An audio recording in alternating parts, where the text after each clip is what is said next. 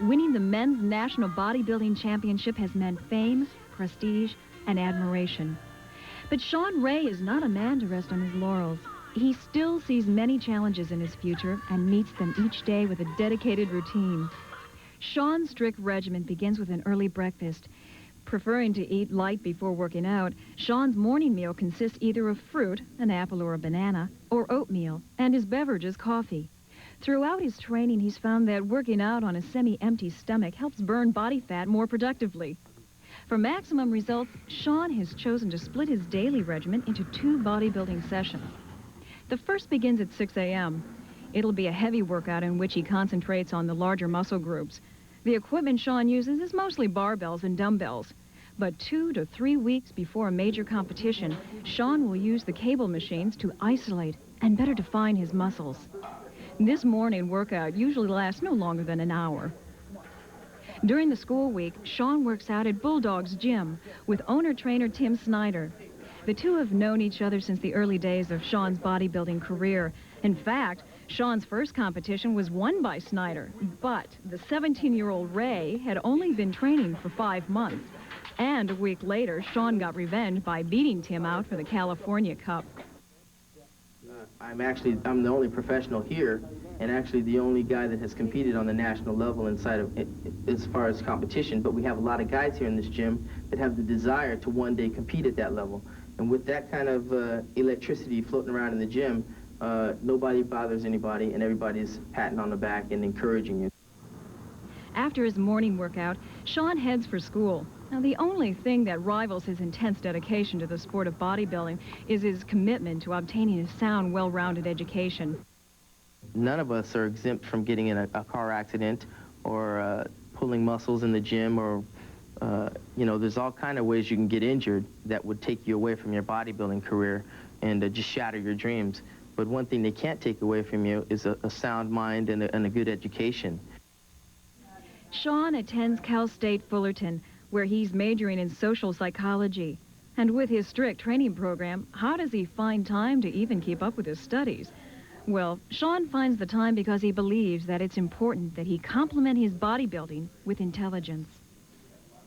Before heading for his second workout session, Shawn will have eaten again. His next meal will usually consist of a chicken breast, broccoli, and brown rice. Now, this same meal will be repeated later on in the evening with another meal of fish and a salad thrown in for good measure. During most of these meals, he's drinking distilled water, and by the end of the day, he will have drunk over a gallon of the fluid. Now, Shawn says the liquid flushes out his system of any impurities. It's 6 p.m., and Shawn Ray is back at the gym putting his body through yet another workout, this one concentrating on the smaller muscle groups. This workout will usually last about an hour and a half, but in the case of both workouts, Shawn's not worried about the length of the session. He's mainly concerned with the intensity level. This regimen is carried out each day for 3 days straight, with a 1-day resting period in between. According to Shawn, not included in his daily intake is the drug steroids. He does not take the controversial supplement, nor does he advocate its use. Many onlookers find it hard to believe that Shawn is able to achieve such an excellent body shape without the use of artificial muscle builders. But Shawn simply downplays the question by maintaining that he's been blessed with a naturally gifted physique. It's all in the genetics, he says. In only a few short years, Shawn Ray has risen to become one of the top bodybuilders in the world. Well, jumping from the Teenage California to the Teenage Mr. America to the Junior Mr. World to winning the Mr. California State Championships to the National Championships and going pro all in a time span of 2 years, I really haven't had enough time to sit back and think about what I've done so quickly because I'm constantly, after each contest, looking forward and looking ahead to the next one. Well, the future is indeed bright for Shawn Ray and wide open with possibilities. The opportunities are endless. I mean, traveling, going to different countries, all that kind of stuff is all incorporated in my game plan. And reaching those goals are going to take me to where I want to go, and that's basically to travel and see the world and to meet all the great professional bodybuilders in the sport. And then some. A lot more other important people are affiliated with bodybuilding, actors, actresses. You know, all kind of people are into health and fitness nowadays. So that's what I'm looking forward to. And with that in mind, I'm just going to continue at the same rate I'm going. And Mr. Olympia is a reality for me in 1988.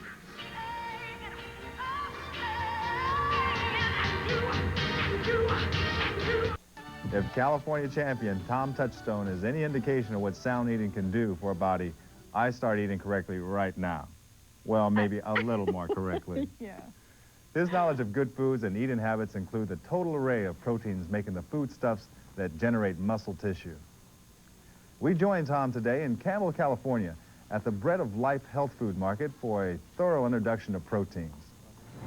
Hi, I'm Tom Touchstone, and when I won the California bodybuilding contest, let me tell you, proper eating made the difference between the first place trophy and the runners-up position. In this segment of American Muscle Magazine, I'm going to explain to you my philosophy on that all-important nutrient protein and why it's so important to you, the bodybuilder, looking for new muscular growth. We'll also take a look at how and when you should eat proteins and what are the best kinds. Just how much protein does a bodybuilder need? Well, the RDA for protein for a 200-pound man is somewhere around 60 to 70 grams a day. And the recommended allowance doesn't state the type of protein source, animal or vegetable. That is best for getting your protein each day.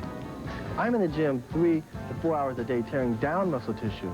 50 to 60 grams of protein won't sustain, let alone build, more of this 240-pound body. Of course, there's details involved, but since I'm concerned about my health, I don't eat large amounts of red meat for my proteins. In fact, I don't eat red meats at all. It's the fats, not the protein, that can cause health problems. I get almost all my proteins from 4 sources: eggs, both the whole egg and the whites alone, skinless chicken, different varieties of fish, plus the white meat of turkey. I believe that bodybuilders in general need 1 to 1.5 grams of protein per pound of body weight. Since my body weight fluctuates throughout the year, so does my protein intake, and so should yours. As the weight goes up, so should the protein. Since the body can only digest 20 to 30 grams of protein at a time, I eat a lot of small meals, all of them containing protein.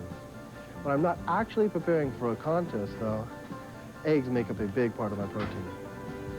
Since I'm concerned with my fat intake, I usually take in only half the yolks of the eggs I'm eating. So if I'm eating 4 eggs, I usually only eat 2 yolks. When at all possible, I like to take in fertile eggs. These are eggs that are still capable of producing a chicken. Usually they come from chickens that weren't fed antibiotics or other chemicals. It's a controversial subject, but some say fertile eggs are more potent in the body. I just feel they're cleaner food. I scramble my eggs in a skillet with a non-stick spray instead of butter or margarine, with little onions, a little mushrooms. This is a tasty way to get both proteins and the vitamins and minerals that vegetables offer. Like most, I usually eat chicken breast prepared without the skin for the lowest fat intake possible. In some stores, like the one we're in now, the Bread of Life, it's possible to get chickens and other meats that are chemically free. With the use of antibiotics and hormones so rampant in the food industry, it's nice to be able to get fowl and other meats that were fed and raised the old-fashioned way. Seems healthier to me. Since I eat chicken virtually every day of the year, variety in the way it's prepared is critical. I like it broiled, barbecued, baked, and stir-fried with a no-stick spray, or when time is a factor, microwave. Yes, the good old microwave has saved me on more than one occasion. Again, let me repeat, if I were a sedentary person, I would not consider nor need 200 plus grams of protein per day. But for me to build the kind of muscle I need to win further competitions, this type of a diet is essential. One of the ways I keep things moving around in my system is to drink plenty of fluid. Protein can have a dehydrating effect on the body, so I balance this with plenty of pure water and juices to cleanse and flush the liver, kidneys, and other organs. Cranberry juice is a real favorite of mine. I like it mixed half and half with water so it's not so strong. Make sure that the juice doesn't contain sugar, however, or you'll be defeating the purpose. Other good cleansing juices are lemon, carrot juice, and grapefruit juice. Again, since I eat a lot of protein, it's necessary for me to keep things different. Fish is an important staple for me both at home and when I eat out. I really eat a lot of fish when it comes around contest time, since fish is naturally low in fats and sodium. I like the textured type of whitefish such as halibut, orange roughy, and swordfish. Halibut's my favorite though, and I eat quite a bit of it close to the show. When my wife and I go out though, it's swordfish for me. I feel like swordfish is a Cadillac of the fish kingdom. I really like it barbecued. It has a meaty texture, almost like a steak. Again, like I said earlier, at this stage of my career, I don't need the extra calories that red meat has in it. But if I was a beginning bodybuilder whose main concern was ensure body mass, then I would consider the leaner cuts of meats, such as the round steaks or the flank steaks, as an important part of my diet. Same thing goes for milk and other dairy products. At one point in my career, I consumed large amounts of full-fat milk and cheeses also. But you can get low-fat cheeses and other dairy products, which are an excellent source of protein also. A word or two about amino acids. According to my sources, there is no such thing as a totally complete source of protein in nature. For this reason, I supplement my meals with amino acid tablets. These supplements guarantee that the meal I eat will be as complete in protein as possible. The aminos help balance out anything that's missing in the food. Remember, protein is the life essence of the entire body. It's the building block for the muscle cell. If you're not taking in enough dietary protein, you're certainly not adding any muscle to your physique. I learned the hard way through trial and error. For my money and my muscle, I'm keeping the protein up. I hope this has been helpful to you. I'm Tom Touchstone for American Muscle Magazine. Stay tuned, because when we return, it's those hot bodies and even hotter bodybuilding workout wear from Zoot Suits.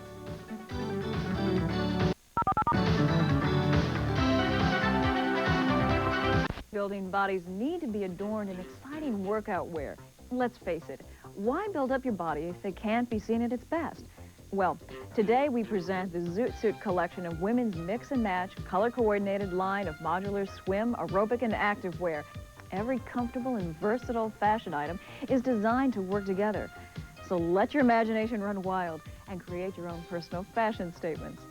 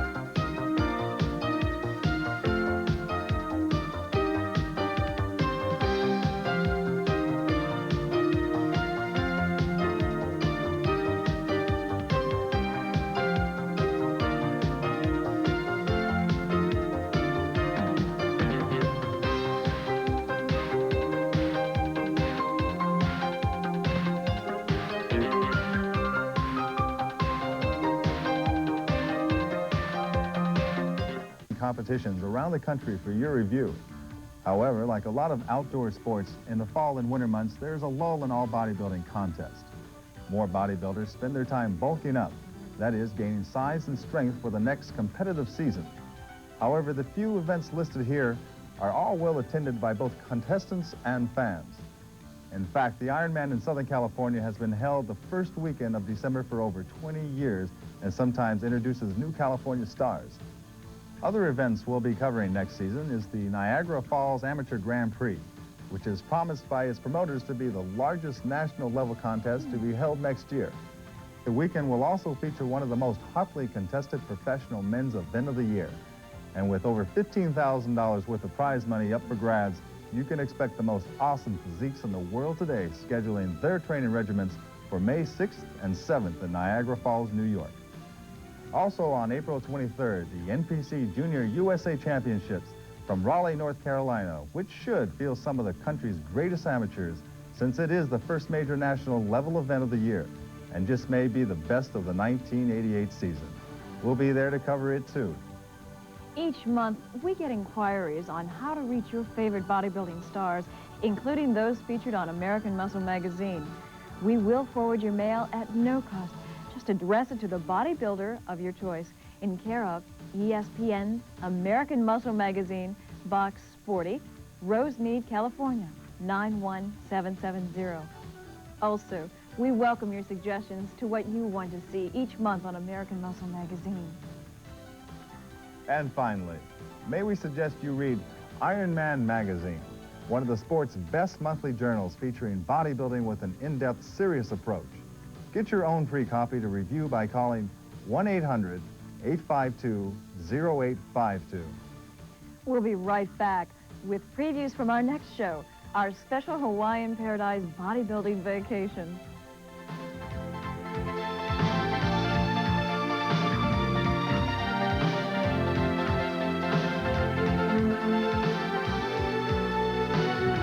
And national amateur favorite Bo DeMello as they take us on a tour of Hawaiian bodybuilding at its very best.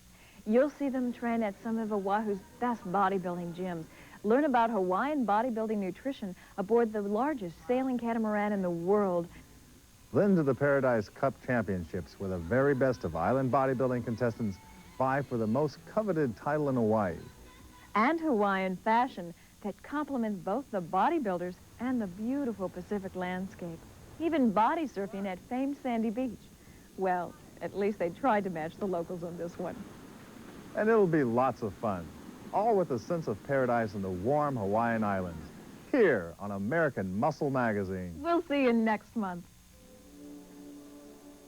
American Muscle magazine has been brought to you by Video Pump, for the best in bodybuilding training and competition home videos. And Bowflex, the leader in innovative home gym.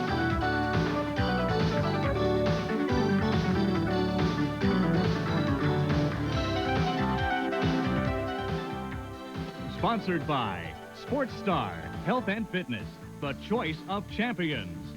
And Video Pump, for the best in bodybuilding training and competition home videos.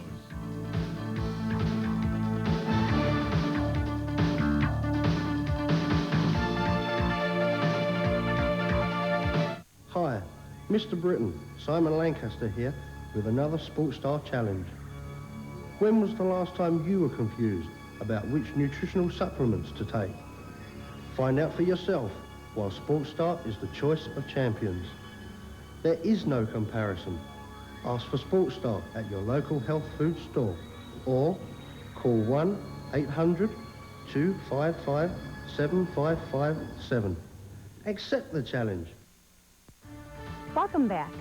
One of our most popular segments was the coverage of the NPC National Championship, and justly so, since it brought together some of the very best amateur contenders in America today. Trent Mitchell describes the action. On October the 10th, Atlantic City hosted the annual NPC National Men's Bodybuilding Championships, which this year featured over 160 of the best muscle builders in the country. Upon our arrival by helicopter, nonetheless, we went straight for the convention hall to watch all the action. Along the way, we crossed paths with people attending the competition from around the world.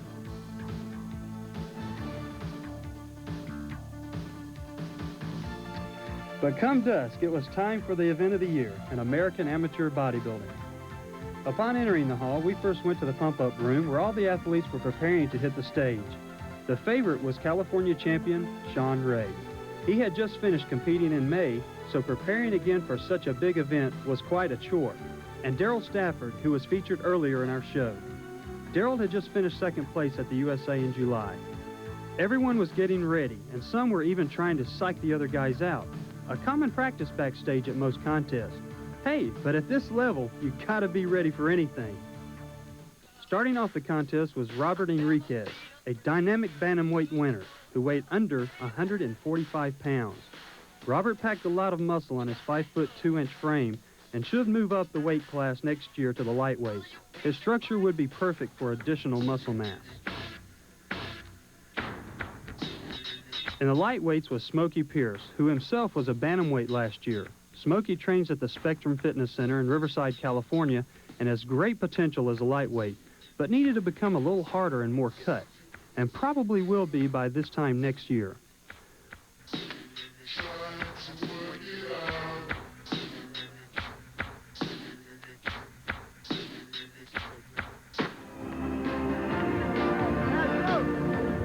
Also in the lightweights was Massachusetts native Joe Grassi, who walked away from the rest of his class looking like he weighed more than the 154-pound weight limit.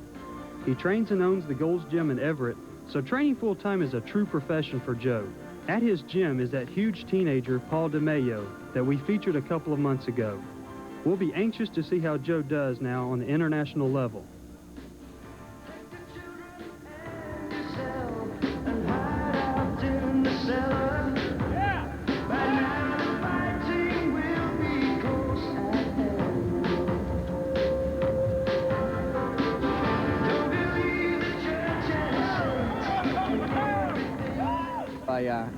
Usually I've been dieting all year for this one, trying to keep my weight down for the lightweight class because I'm really a natural middleweight, but I try to stay in the lightweight class because the lighter the class, more chance I have better chance I have of winning.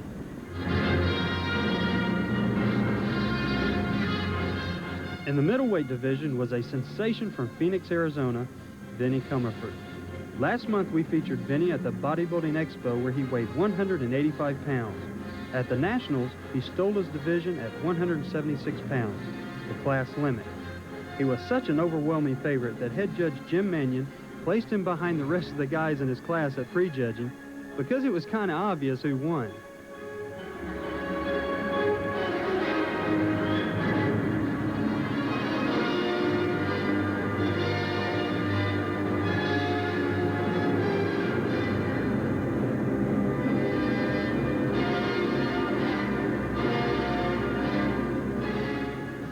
When we return, we'll show you the light heavies and heavies who were the most impressive in years. But how could two newcomers to the national level take their weight categories? And one of them the overall victory.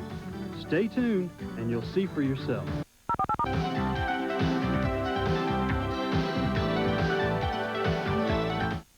Heavies and heavies that brought the audience to its feet at the national championships. Let's go back to Trent as he introduces some of the best amateur bodies in America. Back now in Atlantic City for the national championships, we go straight to the light heavyweight class, where Oklahoman Jeff Sneed placed well after dropping from a heavyweight class last year. Jeff has been training hard for years, and some in the judging panel hail his symmetry and natural muscle quality the best on the national level. One thing's for certain, he's as consistent as they come in bodybuilding. Year after year he places well, and that freaky hamstring development, wow.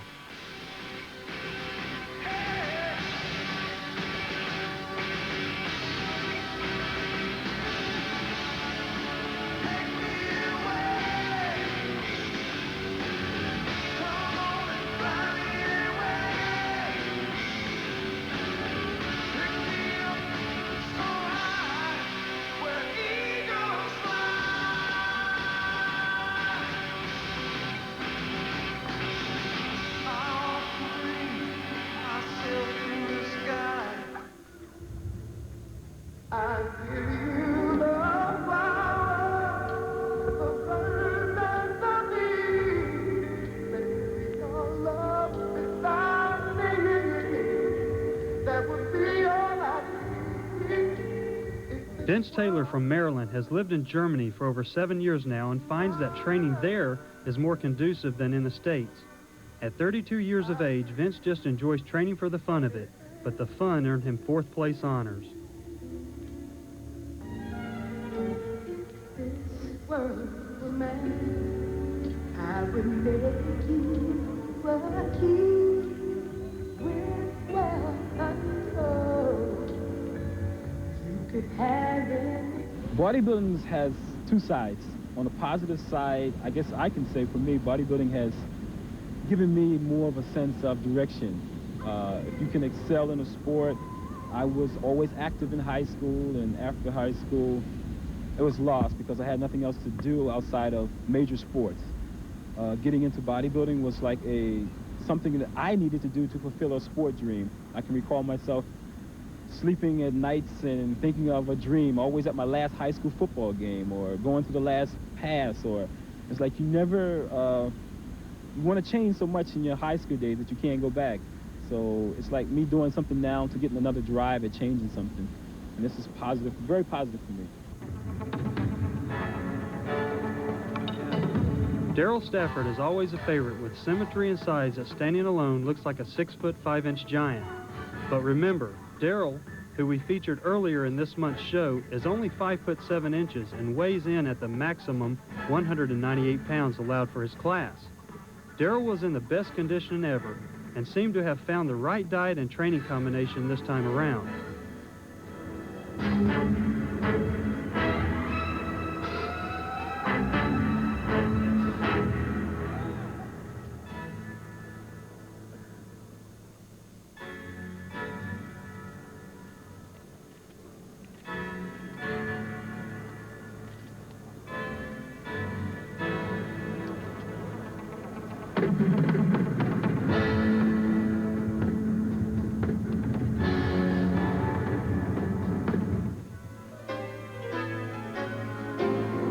Now to the big boys, the heavyweights. Starting off with Bo DeMello from Louisiana, Bo has won the Teenage Nationals but has a following among bodybuilding enthusiasts matching any Mr. Universe winner. Bo has great body balance, good posing, and is very personable. Always an audience favorite, Bo appears regularly in most of the bodybuilding magazines as a featured trainer of the month. We wish him well.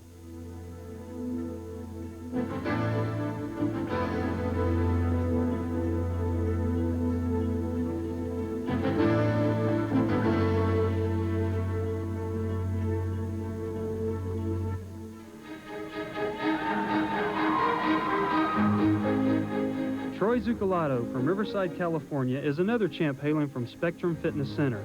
Troy first made his bodybuilding debut in 1981 in a local teenage contest he won and has gone on to win the California state title last year. With classic body proportions and a consistent growth pattern every year, Troy has a bright future ahead in bodybuilding, and third place in the Nationals is just the beginning.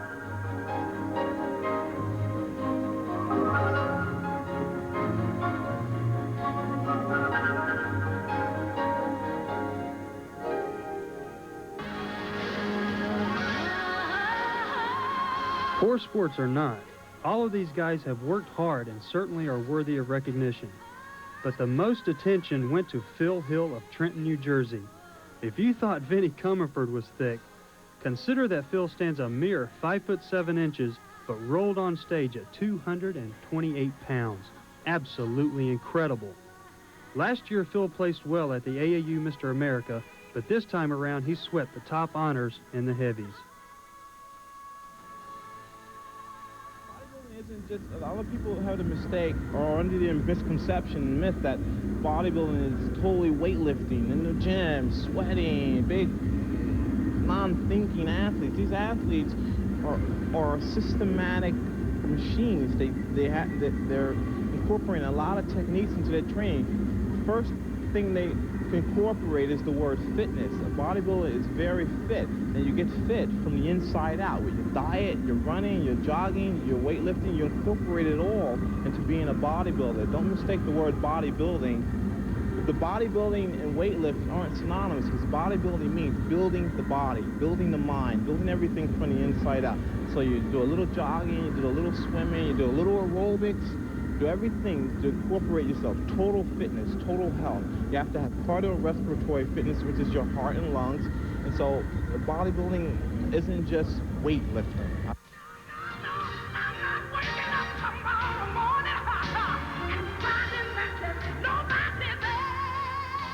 But it was California sensation Sean Ray who stunned the audience. Entering the contest at the same height and weight as Darryl, Sean just has something special setting him apart from anyone on the stage that day. His posing and selection of music captivated the crowd, who went nuts for this kid. And a kid he is, since winning the contest at only 21 years old, Sean is the youngest ever to win this prestigious event. In the final comparisons, it was Sean Ray who dominated the Nationals this year, since he had the symmetry of lightweight Joe Grassi, the mass and thickness of Vinnie Comerford and Phil Hill, and the posing standards of Bo DeMillo.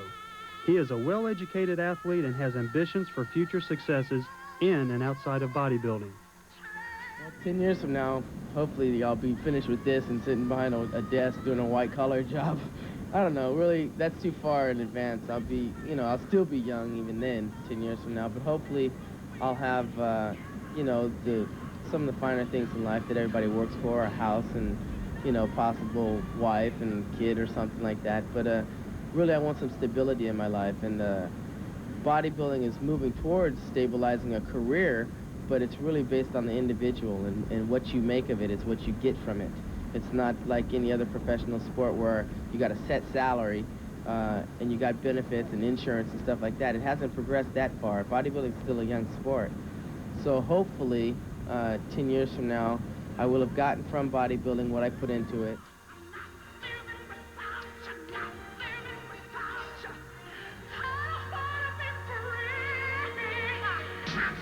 What an impressive lineup.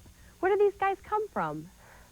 Well, coming up next, we'll get to visit with probably one of the first all-American bodybuilders, Dave Draper. He changed the image of bodybuilding, but the sport, unfortunately, also changed him. American Muscle Magazine is brought to you by Video Pump, for the best in bodybuilding training and competition home videos. Hi. You know, Dave Draper probably had the biggest following of bodybuilding fans in his heyday, back in the 60s and 70s. He won the America and Universe titles, and then suddenly just fell out of sight of the sport. How could someone who has dominated an entire sport lose grip and stop competing? Trent Mitchell tells the story.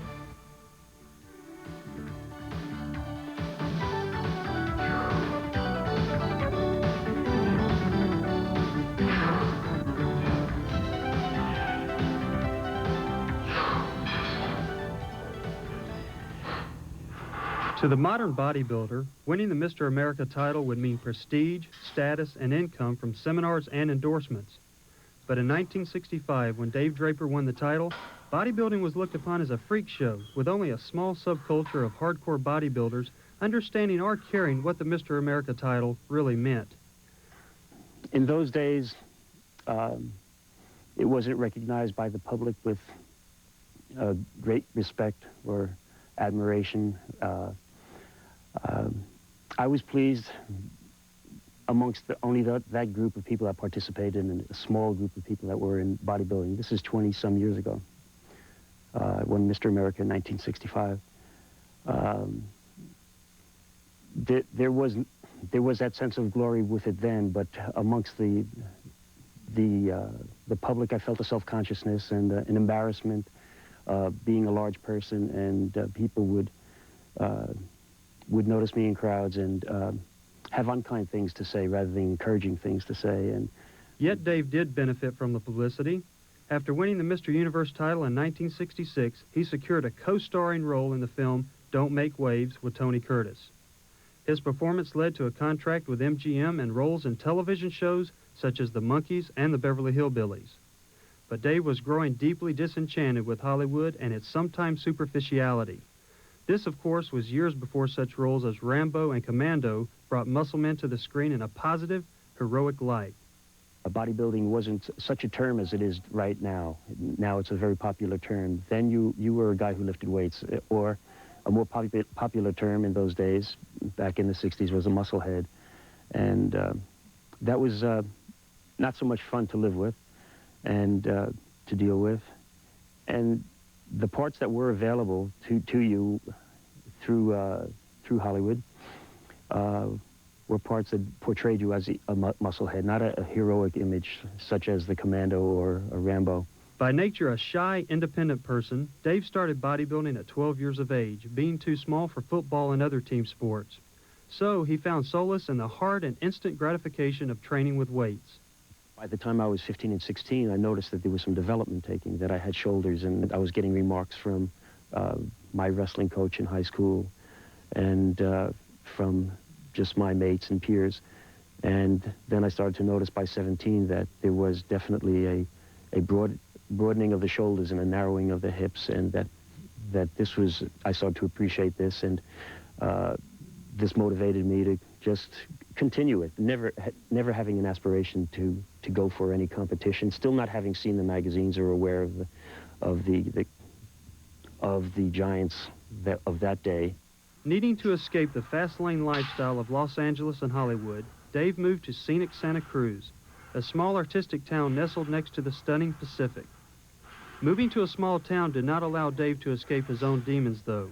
As I was in the process of becoming a Mr. America star and Mr. Universe and heading towards becoming Mr. World, which I won in 1970, I also became involved in drugs and marijuana and some of the common street drugs. And this I noticed as being just so common and every day that it didn't seem right or wrong. It just seemed part of the lifestyle that was going on in Venice, California and Los Angeles area, where I was putting my years together. There was a period of 20 years, up until 44 years ago, that I was constantly under the influence of some mind-altering drug, and finally succumbing to it 4 years ago with congestive heart failure, where I needed to go to the emergency ward in Dominican Hospital and be immediately put into an intensive care unit for attention for progressive heart failure. And I looked at my life at that time. I was down to a half a bottle of vodka and two friends that were willing to take me to the emergency ward if I agreed. And my family had diminished, and although they loved me and stood by me, I had put them aside. This was 4 years ago, and I spent up until these days in the process of recuperating. And there was a time when the lines that show that you're alive or dead would become very faint in the hospital. And it's not a war story that I'm bringing out. It's I hope that the viewers will understand that I went through that, and it was maybe 2 years ago that I was still having trouble ordering a ham sandwich at a delicatessen. I couldn't make up my mind, and I didn't have the money to buy it if I had made up my mind. But there has been some enormous amount of recovery that's taken place because of friends that, after I went through my initial stages of recovery, stood by my side and gathered around me and helped me. The future seems bright for a renewed and revitalized Dave Draper. The blonde bomber, as he is known throughout the world, has felt the full weight of the fame and glory so many seek. With his personal and spiritual life firmly intact, Dave is focusing on creating, learning, and growing. I just couldn't be more pleased with my life the way it is turning out and what's before me in the way of opportunity. And it's just so much of a thrill and a challenge to me these days, and so much appreciation because I was in such a pocket and so near death at one time. And the annual Mr. and Miss America event. Then we'll take in a workout with Miss America, Terry Nordaby, as she demonstrates how she got her amazing buttocks developed. Also, our own Trent Mitchell will tell us about carbohydrates and how it plays such a critical part in the proper bodybuilding diet. That's tomorrow, right here on the Best of American Muscle magazine.